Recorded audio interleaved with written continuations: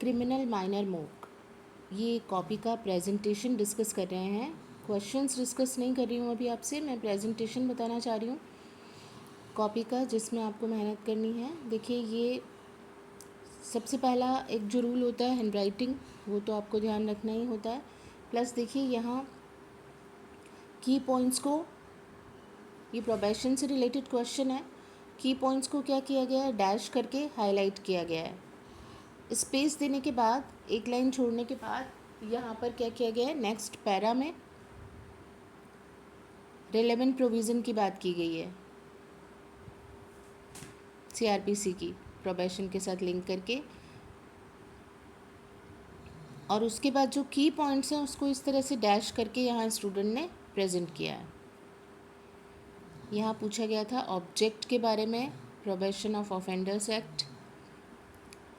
देखिए, केस का प्रेजेंटेशन किस तरह से किया है, अंडरलाइन भी किया है, ब्रैकेट भी दिया है।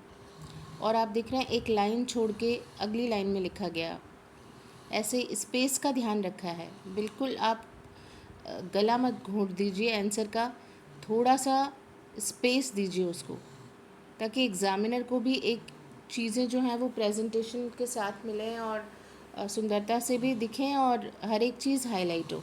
यहाँ देखिए, स्पेस देने के बाद फिर अगली लाइन में अंडरलाइन करके हाईलाइट करके इम्पॉर्टेंट बातें बताई गई हैं, कोशिश की गई है की पॉइंट्स को अंडरलाइन कर दिया जाए।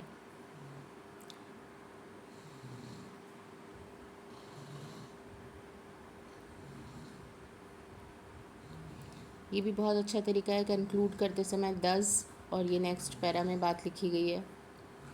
फर्दर के बाद इन्होंने देखिए वो पूरी लाइन छोड़ दी, उसमें कुछ नहीं लिखा। आप कैसे लिखते हैं, आप फर्दर के बाद आपने जो कंटिन्यू करना है या दस आगे जो हम सेंटेंस कंटिन्यू करना चाहते हैं उसको उसी लाइन में आप लिख देते हैं। यहाँ देखिए स्टूडेंट ने किस तरह से कोशिश की है कि नेक्स्ट लाइन का इन्होंने यूज़ किया है, एरो का यूज़ किया है, डैश का यूज़ किया है, रिलेवेंट प्रोविज़न्स जो की पॉइंट है उनको किस तरह से डाला है, केस लॉस को किस तरह से डाला है, हर एक चीज़ आपको क्लियरली यहाँ पे मेंशन हो रही है।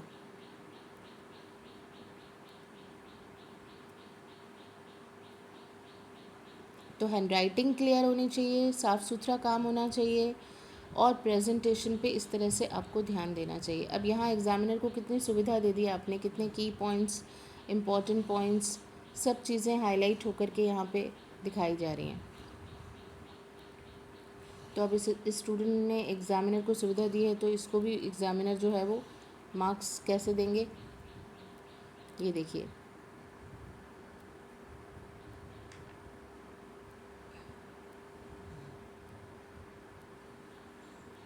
हेडिंग दिए गए हैं,